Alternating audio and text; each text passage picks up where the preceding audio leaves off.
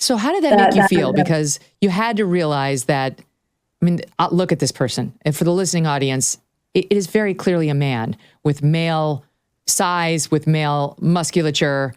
And indeed, CC Tefler was running and competing in track and field as a man shortly prior to declaring himself a woman and running and competing against you. Yes. How close in time was it? 2 years prior, he competed as a man. Yeah. And his stats were terrible, as I understand it. He was in the mid 300s in terms of where he ranked in track and field at that point as a man. Yeah, somewhere around there. And then 2 years later, he won the national championship for women. Something that we've been fighting for years. So he wins the national championship. Here he is running the hurdles. And he's way ahead of everybody.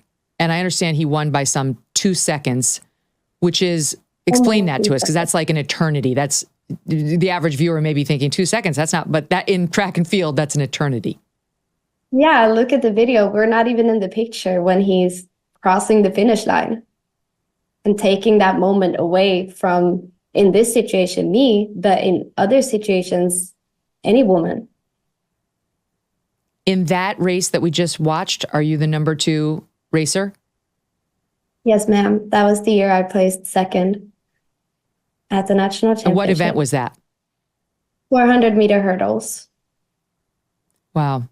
So if he had not been allowed to race, that's you coming up behind him, you would have been the gold medal winner. Yes, ma'am, I would have.